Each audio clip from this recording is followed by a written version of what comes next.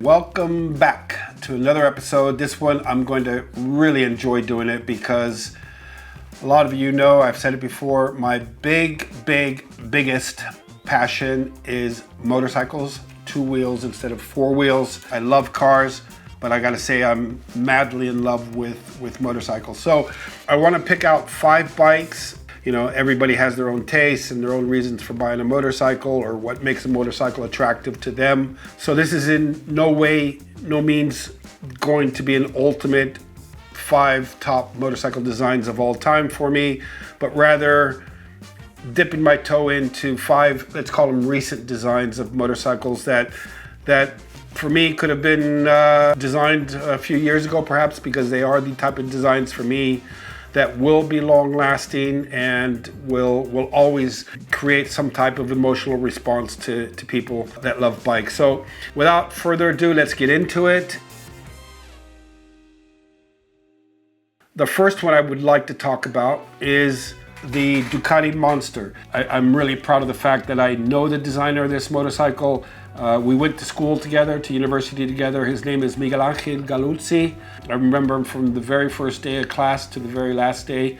He envisioned this bike before it even became a thing. In other words, before this type of motorcycles became popular. Now what Miguel did was find what is the basic essence of a motorcycle.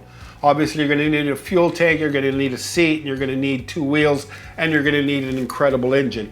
And so Miguel's idea was, let me see if I can raid the parts bin at Ducati and see what I can snap together almost Lego-like. And I think the general idea when the bike came out and was presented was, where is the rest of the bike? I mean, everything on this bike was exposed. It was as true to the essence of a pure motorcycle as you can imagine. From design point of view, I'm not going to speak too much about performance. I'm a designer and I don't have to speak about performance when I speak about Ducati. Ducati equals performance. And I've said it before, I don't want to repeat the word. Let me repeat the word, Italianità. So what it is, it's capturing the essence of what makes a bike Italian, sexy, sporty, and desirable at the same time. And the Ducati Monster certainly has this in spades. Now why? Probably because of the basicness of it. And a bike is not like a car. A bike, you have to look at it from a different perspective. A bike is a totally emotional object. You want this bike for the bits and pieces on it that excite you from a design point of view, obviously, and from a performance point of view. If you start looking at it very carefully, you'll start to see things on this bike that are designed uniquely well. I mean, the trellis frame, the frame that Ducatis generally have always had up to very recently, where you basically see a frame that's been triangulated and very lightweight, kind of almost skeletal in structure. You can actually see that the engine also becomes a part of the structure. But the one cool thing that I think is really important about this is it's an affordable sports bike. Obviously the price isn't high on a bike like this. Can go high if you wanted to, but it allows women to sit on the bike. There are a lot of women bikers out there who are just put off by bikes because of the kind of high seating positions that you have to sit in that strain you a little bit. Whereas the Ducati Monster, you're actually in the bike, if that makes any sense. You're becoming even more one with the bike. And if you're straddling the bike like this and it's easy to reach the ground, you're gonna feel more in control, I think. And obviously you put your feet on the pegs and you can start to lean it over pretty well and everything. But a woman and short people will feel absolutely at home sitting on this bike, no problems at all. And that opens up a huge market for Ducati in terms of attracting more fans of the bike. The sound of this V-twin and what Ducati sound like, you cannot imitate that. Very nice sound, believe me. Listen to it, Ducati. A dry clutch Ducati will always stir your loins, I think.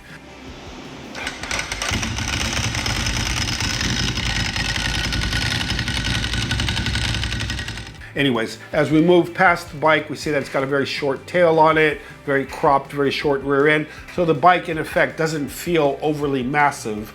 It feels compact, comfortable, not one of these huge, you know, it's a good sized bike. You know, we always see bikes that have been, or cars or products that have been developed before and evolve into what they are today. Miguel single-handedly created a product that didn't exist before with an ingenious concept of design and stirred it well like an excellent chef in the kitchen can do with very simple, basic ingredients and make something that's absolutely a masterpiece. And I love the Monster, and it definitely rates on my list of top 5 motorcycles in terms of design. And if you ever need somebody, Ducati, to test the next one, I'm here.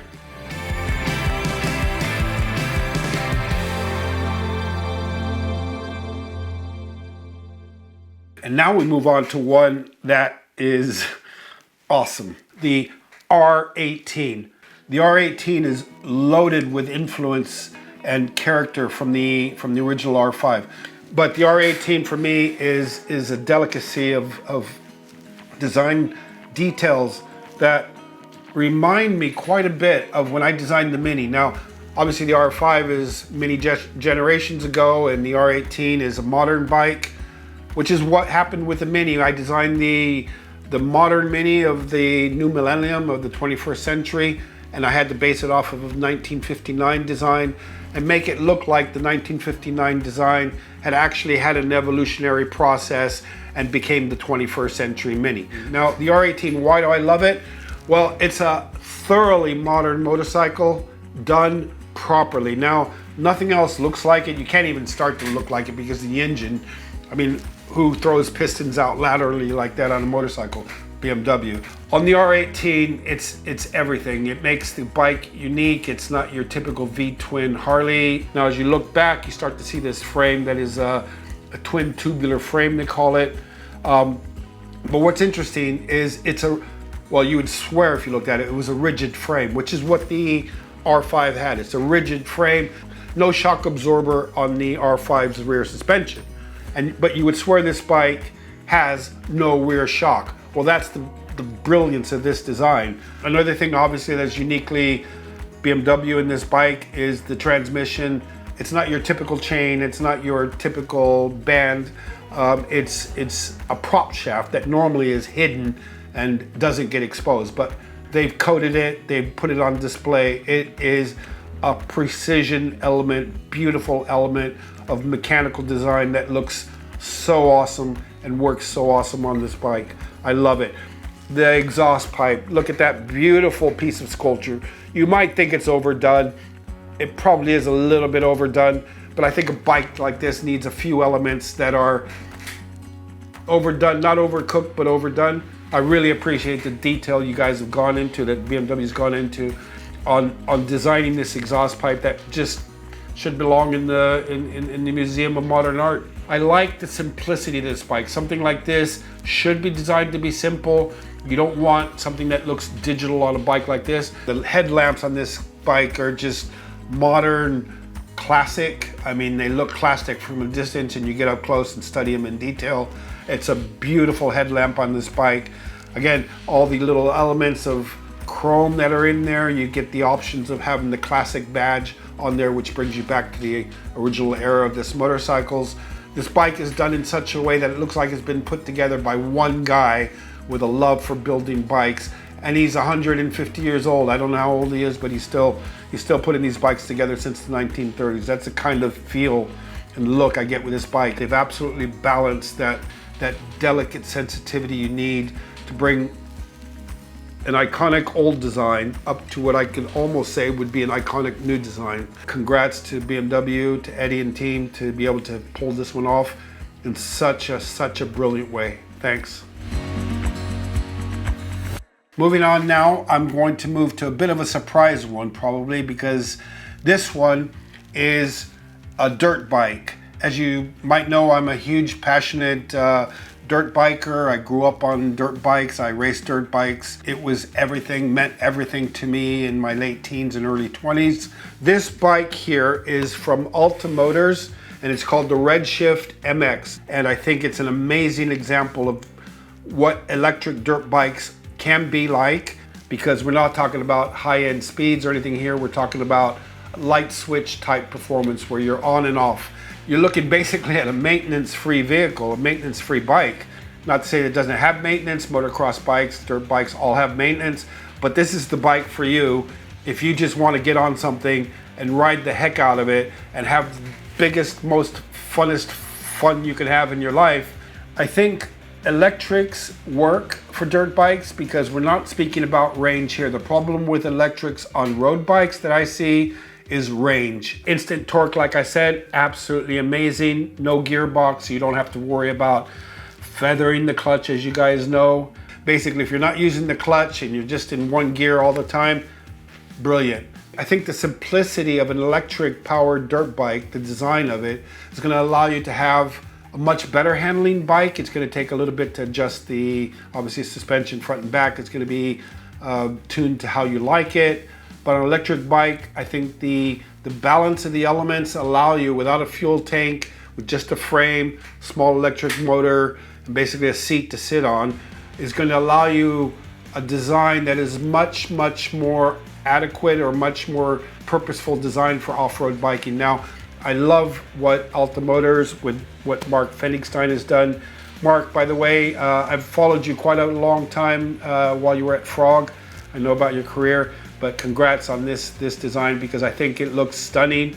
But basically what you've been able to do is just use minimal covering over the chassis. That shell that you have covering the chassis is beautiful, and the amount of ways you've been able to distribute or take away mass, take away holes, take away volumes that you don't need, and the bike looks super clean. Good on them, good on Ulta Motors for having done something like this. Come back, guys, and let's see something like this out on the GP circuit. I would love, love, love to ride a bike like this.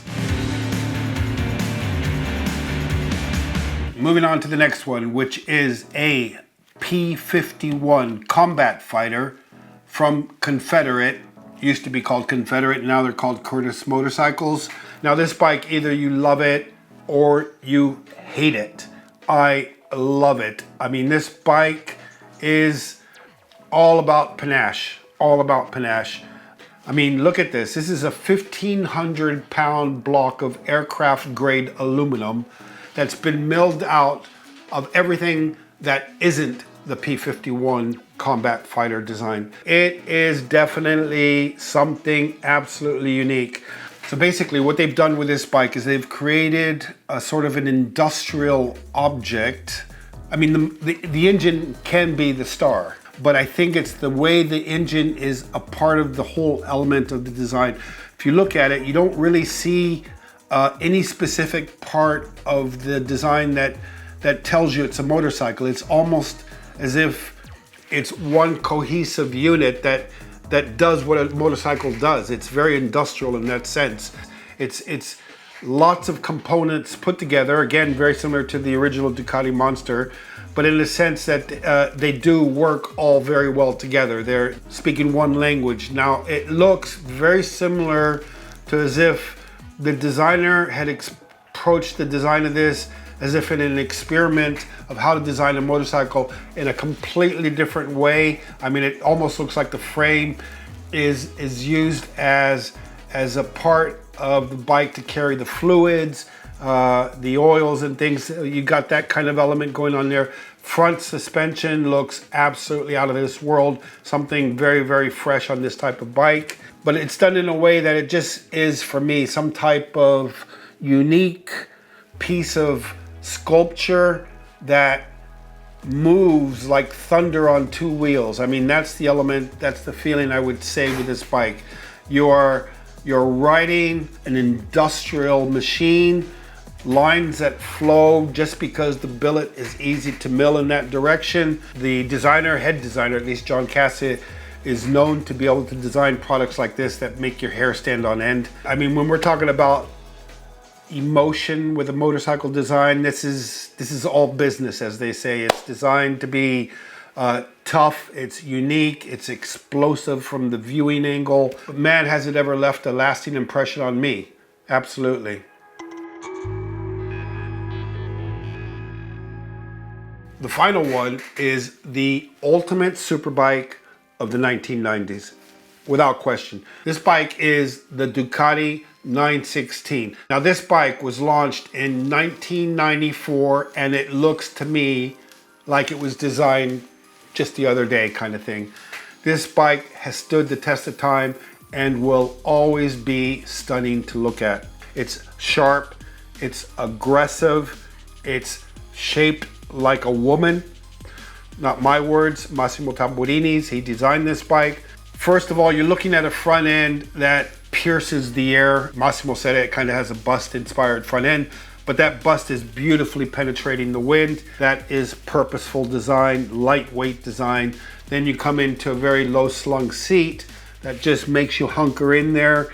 And you got this cowl on the back that is relatively small, wide and small, executed very well and designed to take that visual mass away. And then it has the two exhaust pipes exiting underneath the seat cowl.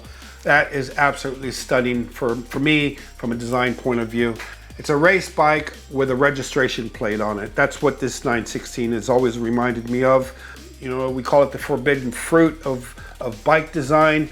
Kind of that you shouldn't be riding this bike on the street at all. It belongs on the track.